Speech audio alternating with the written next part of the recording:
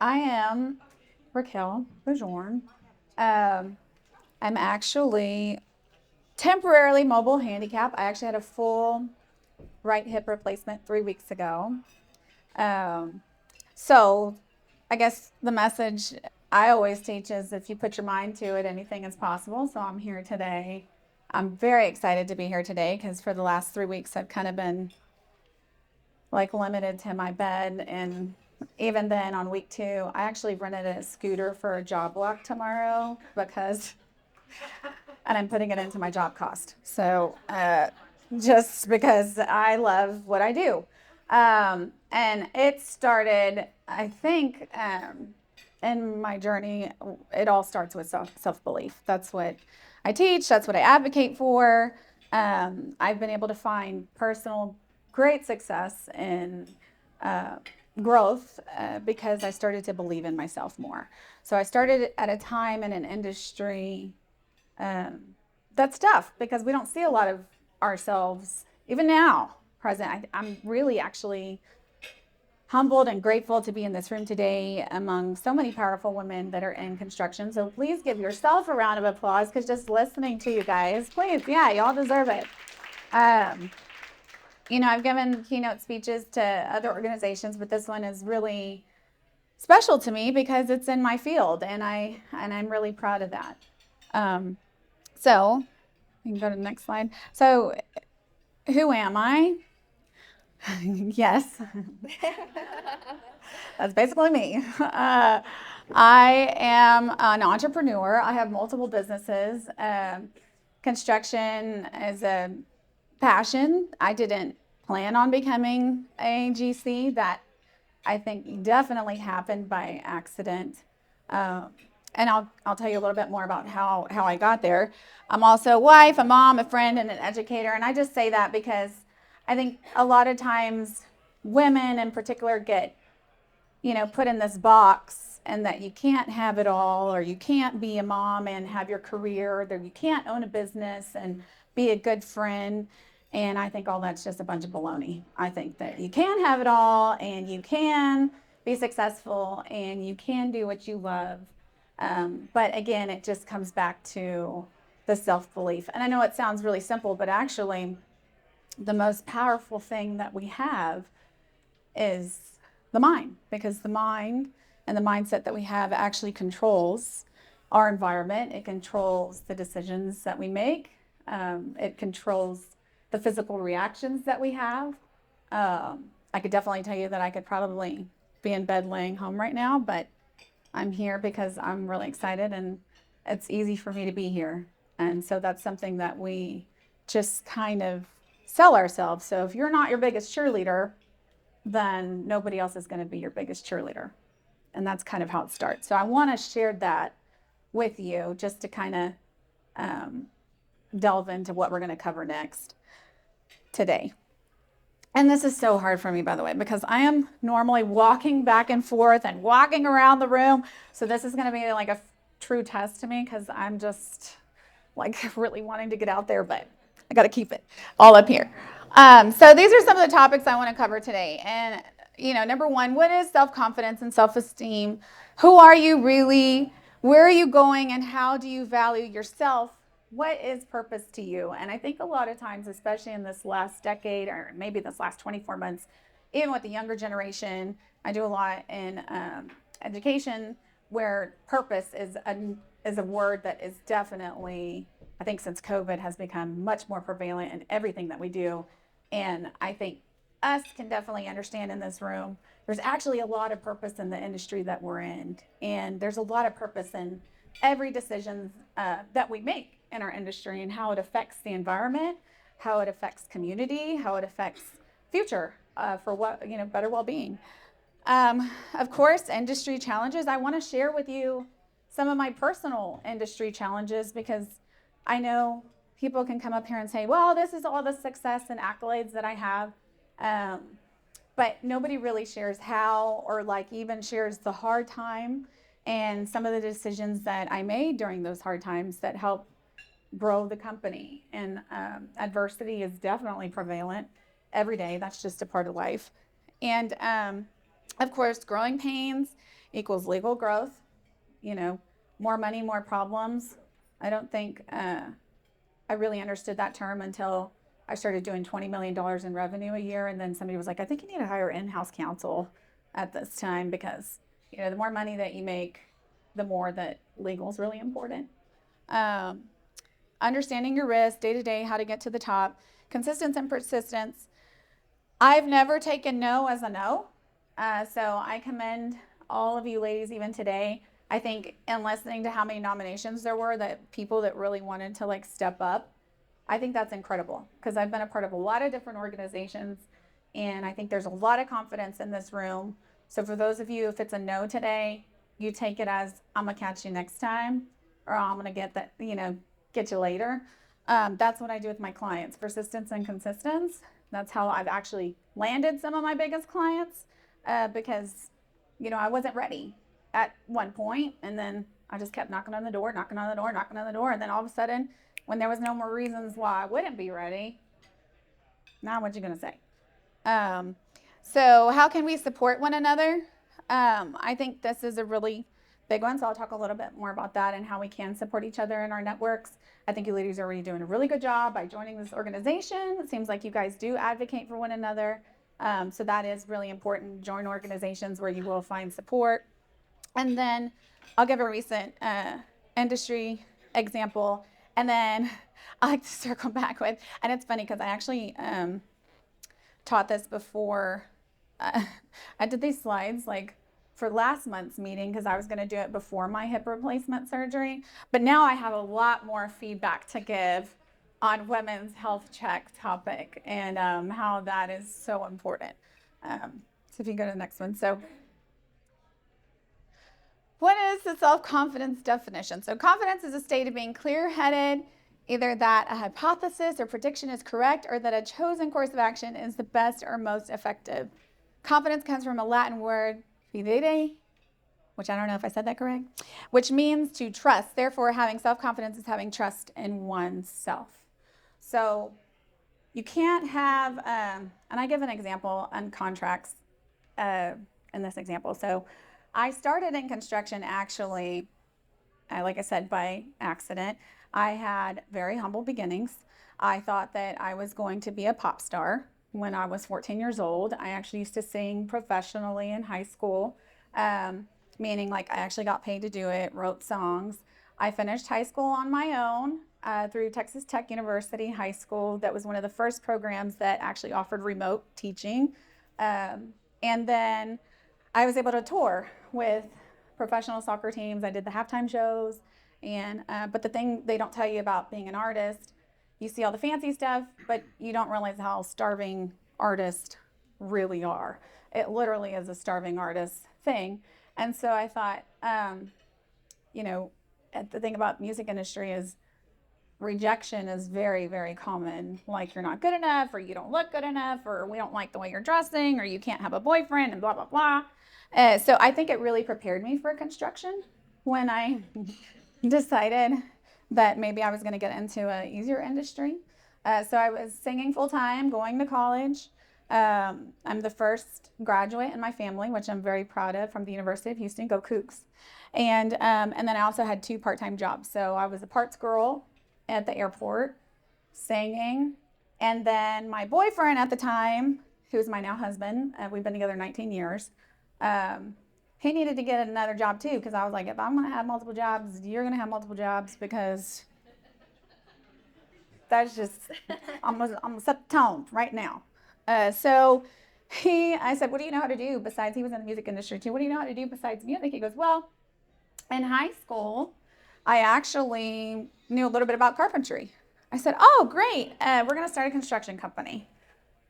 I don't know what the hell I was thinking, because I was like, but it's easy to register. I love Texas because it's very easy to start a company in Texas. You literally just go online, pay the $300 back then, expedite it, get your thing in, and then all of a sudden, boom, you're in business. And so the next thing I was like, okay, well, I got to get you a job, so how do I get a job? So Craigslist, which is still around, by the way, I went on and started looking at, what kind of jobs are people looking for. I started looking at the post and started just cold calling. And then I landed an opportunity with a apartment complex, which I didn't know was an apartment complex. Somebody had posted an ad to dig a ditch. And I answered the ad and I said, hey, I got a guy who can do the job. And can I come check out the ditch? So I said, plus it couldn't be that hard. I mean, you get a shovel, you dig a ditch. Can't be that hard. I had no idea about equipment or even the name of what an excavator was, by the way, at the time. Showed up there. The manager comes out and she says, we don't need a ditch dug. I don't know who told you that. We actually need the fence repaired. We need new roofs. This was 1 year after Ike. I actually started the business in the last recession. So this is when Ike hit and companies are going out of business. And I said, oh, great. Well, you need roofs? We can do roofs. And it's like, I have a cousin who does roofs. So, what's the deal? Why haven't you got it done yet? And she said, well, I can't get the money from the insurance company. I said, you're in luck. I was 22 at the time. I said, I know how to read an insurance policy. She said, you do? I said, yeah. I said, why don't you give me your insurance policy? I'll follow the claim on your behalf or figure out why they haven't paid you the money for the roofs. If I get you the money to do the roof, then you got to hire us to do the job. Didn't know anything about contracts, didn't even have insurance, by the way. So my ignorance was actually really bliss, because if I really understood the risks going into it, there's no way in hell I was going to actually do the roof. So actually went to adjuster's license. They had like a class that, like, by coincidence, the very next 2 days. And I made my husband come. So he had to join too. And we both graduated, learned how to read it, got the claim, got the money. It was literally on a handshake 15 years ago. And got her the money. And I said, okay, so that means we get to do the roofs, right? And she said, yep, I keep my word. Now, that kind of stuff doesn't really happen anymore. But that was like, was it a little bit like, yes, but at the same time, it was about what is you need and how can I help you? I ended up falling in love with it. Didn't even know what a general construction or general contractor was. I didn't even know what that term was. But naturally, that's what I became, because my job was to find somebody qualified to do the job. Because obviously my husband wasn't going to do all the roofs by himself. And so, we project managed it. I showed up every day. It was in like a really rough part of town. So I had like protection from the community, even going in there. And that's one of the job sites. Actually, I think it's the only job site in the history where I had not one thing stolen. You do a job in Bel Air, everything gets stolen. Do a job in the hit, not one thing stolen. Okay, but I'm just saying. But we ended up making about $25,000 from that job. And, from my humble beginnings, I was like, you know what? Oh my God. And the community was so grateful about it. Like, they were like cheering, and then, we got like all this support, and they were so happy because we helped them. These people were literally living with holes in their roofs for like the last 6 months. So I fell in love with it. And then I started researching it more, and then I kept knocking on doors, doing, by the way, this is my side hustle because I still had all my other 2 jobs or 3 jobs. And, I don't know how in our 20s, I guess we just, I don't know, make it happen. I don't know. I wish I was in my 20s again, but no, I don't know. So anyway, just kept pushing, did driveways, started in residential, got experience there. But the confidence, if I would not have been so confident in my approach, even being as ignorant and not educated in the topic at all, my confidence of being able to help her is really what landed me the job. And so, self-confidence in everything that we do is so critical. And I think, we don't buy our own Kool-Aid. Sometimes we'll sell it, but do we really buy it? I think a lot of times some of us even suffer from imposter syndrome. I mean, I've had to I'm really big on affirmations, and I'll get to that too, but I've had to like pump myself up in the mirror, like before going to a meeting, like, yeah, you deserve a seat at the table. You do deserve equality. You do deserve a fair chance. You do deserve to get paid equal. But boy, when you start out as a sub of a sub of a sub, which I did, by the way, KBR was like the top guy. And then there was another guy who hired another guy. And then there was me. And I was very happy to just have the opportunity. And I was good at, really, my talent really wasn't even at first building things. I was good at building relationships. And people began to trust that if they were going to call me, that I was going to answer. Or if there was a problem at the job site, I was going to show up myself with a walker or a scooter, if that's what it takes. And it still is like that. No matter how big we grow, I think just because of my humble beginnings, and we use the word humble too. And I want to, we're told to always stay humble. And I think in certain circumstances, but then there is a difference between being humble and confident and then being humble and having no self-belief. And so I think we have to really change the mindset of appropriate times to be humble, but confident. And that's what I try to project. Okay, next slide. So what are signs of bad self-confidence, or how do we build self-confidence? Oh yeah, because I deleted the signs of bad self-confidence. So the signs of bad self-confidence is like if you're constantly questioning yourself, you're beating yourself up all the time. I teach this too, like, how do you apologize when you make a mistake? Because all of us are human. We're going to make a mistake. I mean, it's human. Well, the first thing that we learn growing up is, I'm sorry. I'm sorry because blah, blah, blah, blah, blah. Well, I'm sorry, when you think of sorry or sorry as a person, you think of things that correlate with that word, which is weak, less than, I'm not equal to. So when I apologize, or because I made a mistake, actually the way I do it is I say, I recognize that I made a mistake and I'm going to correct it and I'm not going to do it again. But I'm never a sorry person. And I think that's something that we have to change, like in our culture, with how we address it. Because if you just say, I'm sorry, you're not really addressing the mistake, and then you're not recognizing how to rectify it. But also it puts us in our box again with being a sorry person, and we're not sorry people. We are resilient, and every single individual in this room, I believe, has the ability to change the world. And again, it just begins with a little bit of self-belief. So how to build self-confidence: convince yourself of the ability. Look in your mirror and make a deal with yourself. Believe in yourself and learn your abilities. Now, this may sound really simple, but how many times do we really look in the mirror and we talk to ourselves about who you are? Like, do you build yourself up? People think my family at first, when I started doing this several years ago, my mother-in-law, she's Puerto Rican with a heavy accent, and she'd walk in and she's like, ella es loca. Like, she's talking to herself. Has Raquel lost her mind? Like, what is wrong with her? And no, I'm giving myself, I'm pumping myself up. Like, we're having a conversation. I'm having a conversation with myself. She's like, why are you doing that? I'm like, because I got to convince myself in preparation of this meeting that I'm going into tomorrow. That's a really big deal. I want to practice the dialogue of what I'm going to say, how I'm going to say it, why I'm going to say it. And I need to hear it from myself first before somebody else hears it, because what happens when you're under pressure?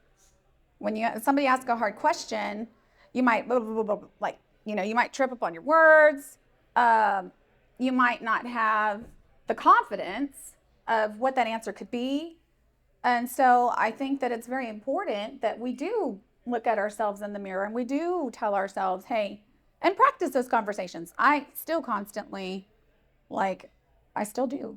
You can, if you think about it, tomorrow morning, I'm telling myself in the mornings, I am strong, I am healthy, I'm gonna walk 5 steps today. These are things, though, that in the mind, because that's such a powerful tool, that if you're not bought here, then the rest is not going to happen. And that is literally how it works. Like, and then you'll start to see it happen in your bank account too. So, can you go to the next slide? Oh, I did add it about what signs of, oh yeah, symptoms of self-confidence: apologizing for everything, hiding in the room all day, claiming good things are pure luck. Oh, how many times have we heard, oh, no, it's just luck.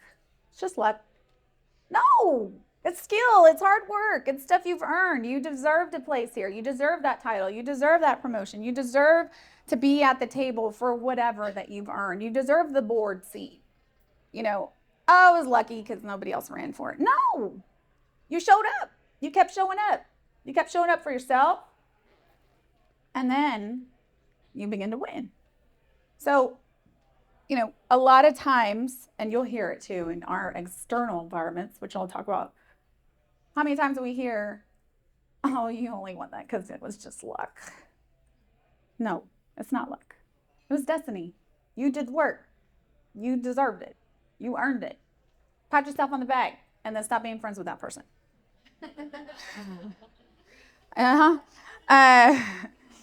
Yeah, wearing masks to get other people's approval.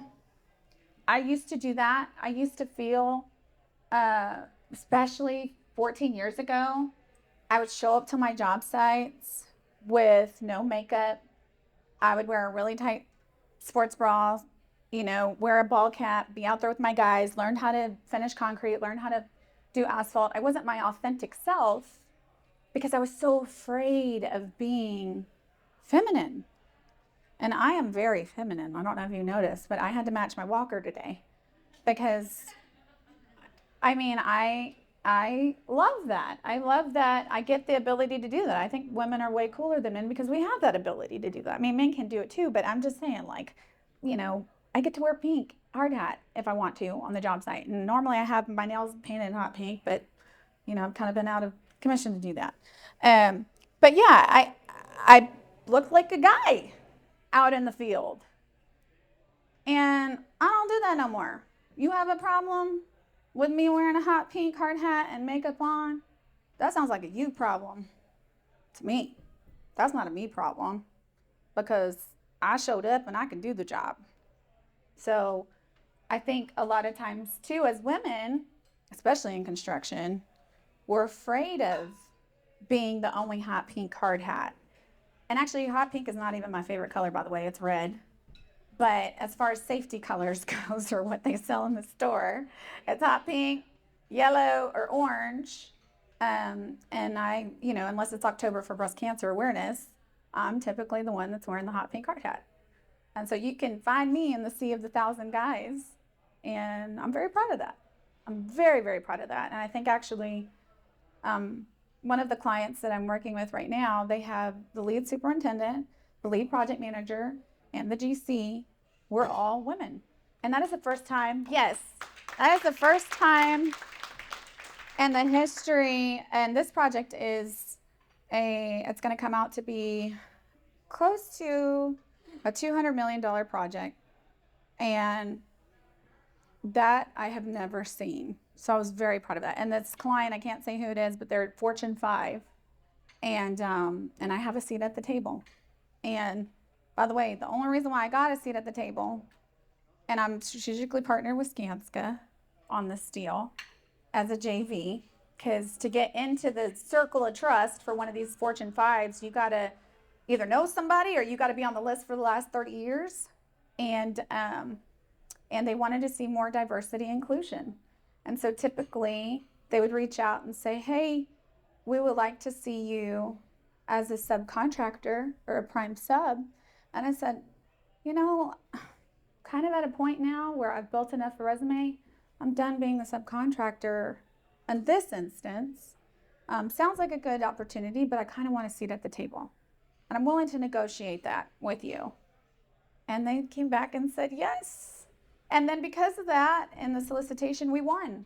Because this Fortune 5 actually said, they solicit to people they only know, the Fortune 5 said, oh my God, you have to be the best of the best if you're JVing with, you know, minority woman. you know, like, you guys must be really good because this is not like really common. And you giving her a seat at the table, we respect that. We want to see her grow, and we want her to eventually be the full prime, even without you. That's really awesome. And so that's actually what got them the win. And so now, strategically with Skanska, we're starting to work more on other projects together. And they've been an incredible partner to work with. But it took me actually saying, no, I want a seat at the table. And this is why. And then when they saw it, they're like, well, I don't know, let me see your financials. Well, okay, actually, yeah, you could qualify as a JV. And you're certified? Okay, this looks good. So I think that, again, I put myself in a box, and it was always a dream of mine, by the way. Like 15 years ago, I was like, what is your ultimate goal in construction? And now it's like, I want to change the skyline in the city. I built everything else. I built bridges, schools, done roads. By the way, our company we're the only Latina-owned firm that has a plaque with the county judge on a bridge. So she's the first elected Latina county judge, and we are the first Latina GC. So now we were shortlisted for the city of Houston. We just did our interview, and I think we're going to win. For the City of Houston Municipal Court building downtown. It's a 30-story build. And I think we were going to win. And then that's going to go down in my book, and then check. And then we do another one. But again, it comes back to self-confidence. And so I walked into the room. I knew what I wanted. I stated what I wanted. And if you couldn't give it to me, that's okay. Cool. Maybe next time. Next one.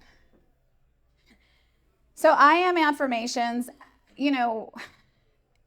mine have gotten a lot more complex. But when I started doing I am affirmations on my social media, I started doing them every day. And then I started putting it out there on social media, like, my thing is like, I'll say, buenos dias, everybody. Today we're going to do our affirmations so that people can actually do the affirmations with me. And it started out really simple, like, I am happy, I am loved, I am smart, I am wealthy, I am a billionaire, I am going to close that contract today. I am going to kick butt in that meeting. And that's how it kind of slowly evolves. So you start with simple things for yourself, and then it will slowly, progressively evolve into a little bit more specific once you start building up that confidence. And I think it's really important for you to hear yourself again say it, because if you don't buy it, nobody else is gonna get it. Nobody. And it's the same thing in your personal relationships. Like, how many times do we pray for the right boyfriend or for the right husband, and then for whatever reason it didn't work out, but he apparently checked all the boxes, and then you start wondering, like, you start seeing a pattern of this repetitive, why do I keep doing the same thing over and over with the same type of guy? Why does that happen? You start looking at yourself in the mirror and you're like, what, is it him or is it really me? And then the second that you start loving yourself, you start recognizing, you know what? I'm going to make a list. I'm actually going to manifest this man or this woman that I desire to have in my life. I manifest even with relationships, business partners.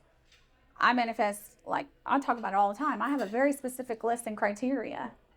And I'm a big believer that if you manifest it and you believe it, and again, you just keep saying it, the hardest thing, again, is just to look inside the mirror and figure out the self-awareness part. Because there's a lot of things as humans that we can go through in our upbringing or hurt relationships where somebody might have hurt you in some way. And so the natural repetitive behavior when you have been damaged in some way is to feel that, put that defense mechanism up, because for fear of it happening again. And so you keep finding yourself in the same patterns over and over and over. And the funny thing is it's such a simple thing, but it can affect so many things. Okay. So what is our outside and inside environment? And I talk about this all the time. So the inside environment is obviously the relationship that you have with yourself. It's the self-confidence and the trust that you have with yourself. Like, I will never be alone because I got myself. And people are like, well, that sounds kind of lonely. Actually, it's not. It's actually not. And I think when you change that kind of, I don't know, mindset, all of a sudden, everybody wants to be around you. Everybody wants a piece of that confidence. Everybody wants a piece of that energy. So you know what? I want a piece. I want to be like that. I want to feel that. And so I don't think it's really that saying where it's lonely at the top. It's actually not. And I really don't believe either in self-made. I don't know if y'all have watched that Arnold Schwarzenegger thing yet on Netflix, but I've had a little bit of time the last 3 weeks. It's so good. It's very inspirational, and he says that, like the mindset. And when he said, I was like, yes, Arnold, yes, that's exactly what I teach. Oh my God. But he says there, like, no self-made person, no self-made successful person actually did it all by themselves. Yes, it starts with the mindset, it starts with the attitude, but it takes an environment of people to help you elevate to the next level. So you have to be confident and good in a relationship with yourself in order for you to be able to give that to those relationships, in order for you to be able to build those successful relationships. And that's the same thing in business. Typically, when there's a problem in business, normally it can be worked out. You know, you talk about it. I've been in a situation where I've literally had, true story, last year, I had an individual, or this was 2 years ago, I had an individual, very well known, I'm not going to say who, call me, and he said, Raquel, I think you do a really good job, but I see how much you struggle because you're the female forefront. I think you would go way further if you just hired a guy to go out there, do the BD for you, deal with all these assholes in the field like the inspectors. You don't need to be out there. I think you could go way further if a man did it. And I was like, okay. Do you have daughters? And he said, yeah, actually I have 2. I said, how old are your daughters? He says, I got a 14-year-old and a 16-year-old. I said, okay, what are you teaching them? But I mean, do you understand what you just told me right now? Do you understand the complexity of what you're telling me? And I feel like you're just telling me this because you probably have been taught this in this culture that we're in construction. But is that really a true statement? Because to be frank with you, if you have a problem working with me because I'm a female, I kind of just don't want to work with you. I think you need to stay over there, like client-wise or, you know, subcontractor-wise. I don't think we're a good fit.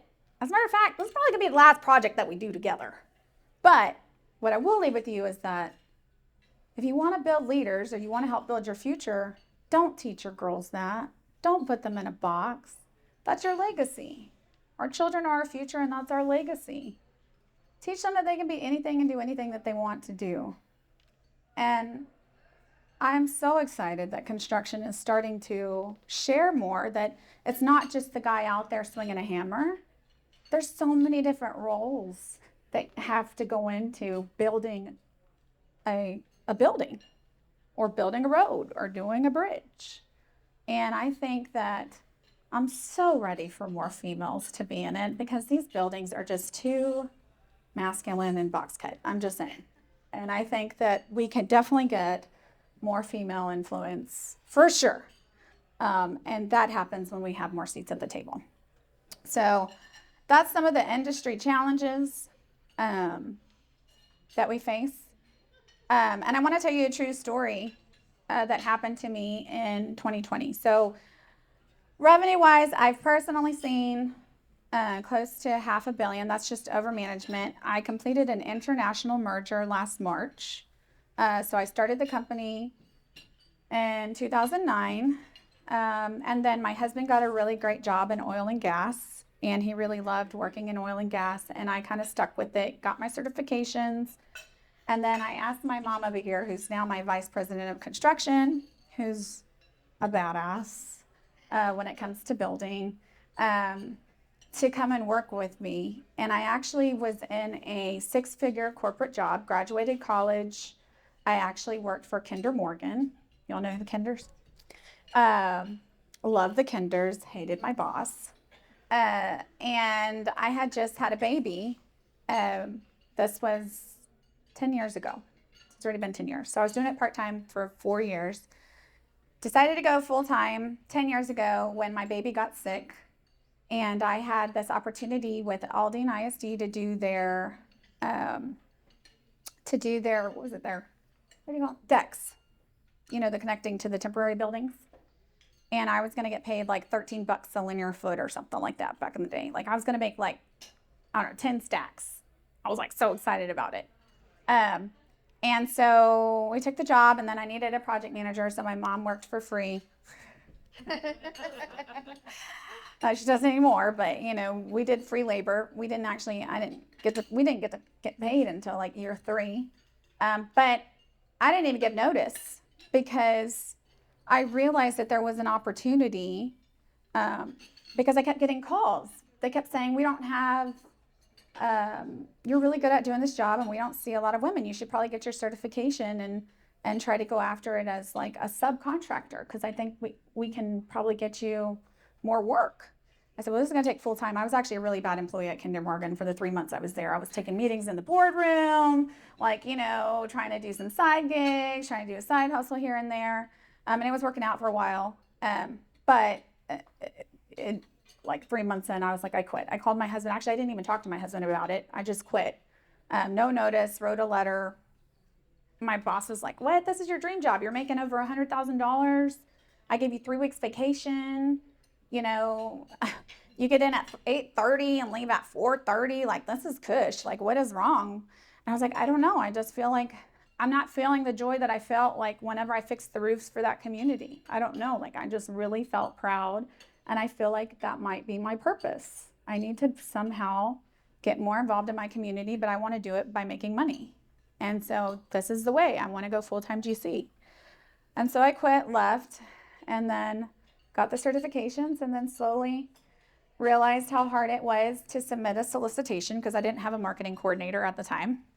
Submitted it like 100 times and then just kept knocking on the doors. But the industry challenges that we still currently face as women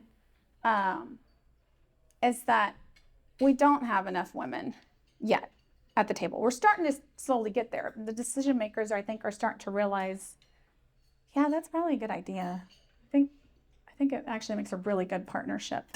But it has been a challenge. So I'm a big advocate, and so I'm putting this out there, which is why I'm really happy to be here. If you own a company or you're trying to build a company, please call me. I have a lot of projects, and I would love to learn more about your company.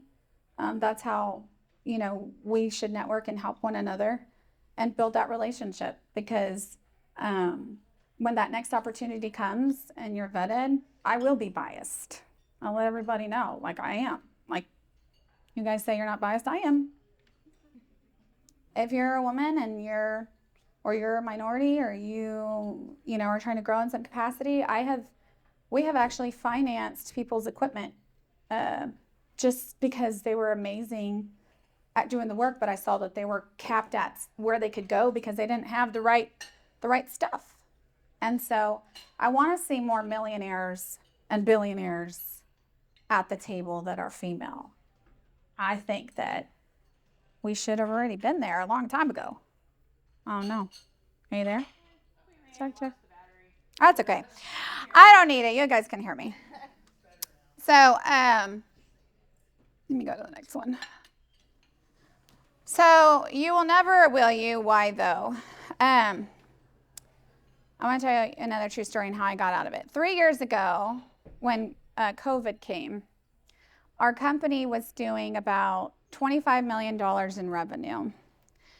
And that's not small, but it's really not big. You're still kind of a small company.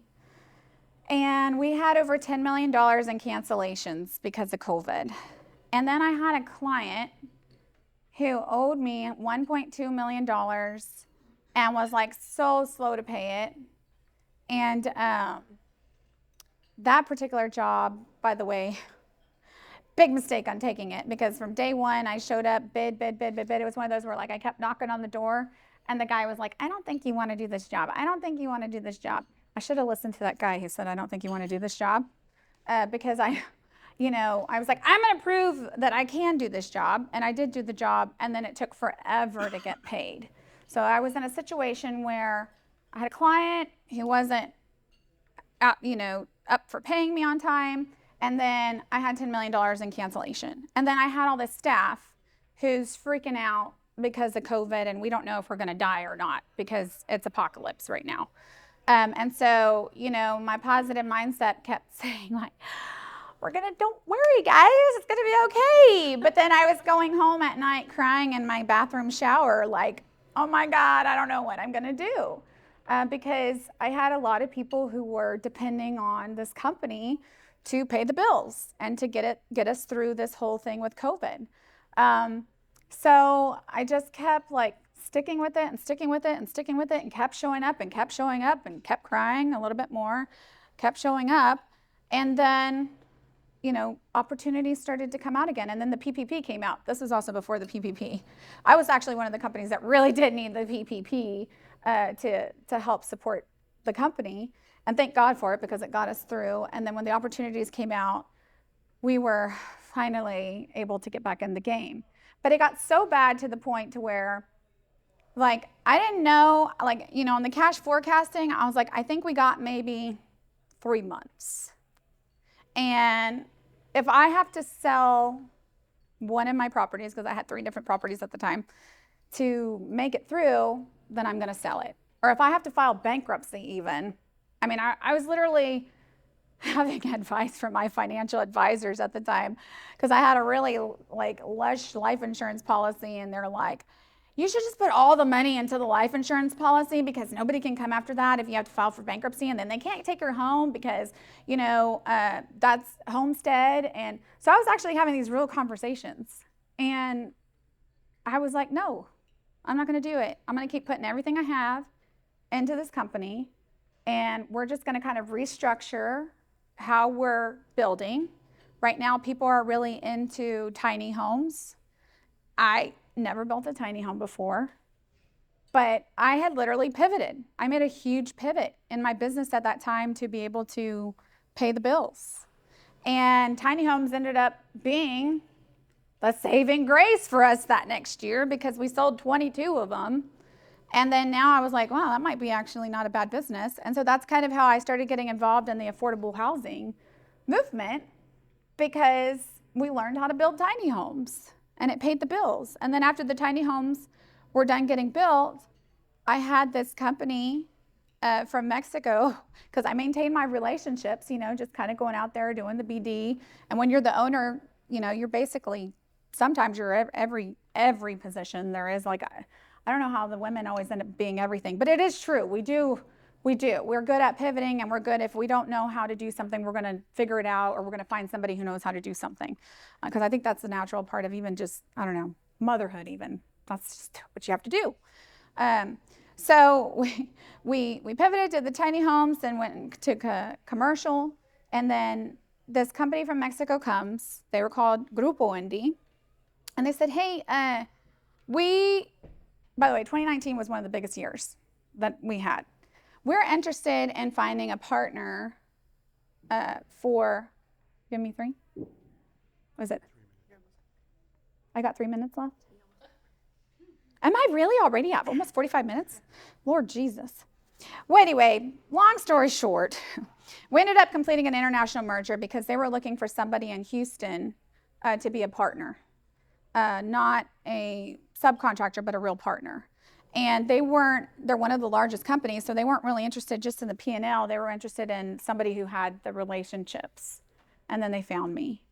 And so we did our international merger last year. They built the Senate building. They're one of the largest contractors in all of Mexico. We have over 35 offices in Mexico and over 580 employees. Currently finishing the Mayan Train project. And now I headquarter Houston, and we're going after stuff like the City of Houston Municipal Court building. So can you forward to the last slide? Yeah, I already told you all about failure's a gift. Oh yeah, you can leave them right there. Go back. I want to end with that one. So the main moral of the story is get comfortable with being uncomfortable. And there is a difference between pain and suffering. Like right now, I'm kind of in pain because of my hip. But a lot of times that's temporary. Pain is temporary. Suffering, though, is when we consistently inflict ourselves with the same patterns because we choose to put ourselves through the suffering. So if you're not happy with your environment, if you're not happy with your life, there's nothing wrong, and it's never too late to make a pivot. And I really love this industry. And like I said, please look me up if you ever need mentorship or real life, advice. I've probably seen it all. I've built everything under the sun, and I'm really excited and grateful that you guys had me here today. And failure is a gift. Remember that.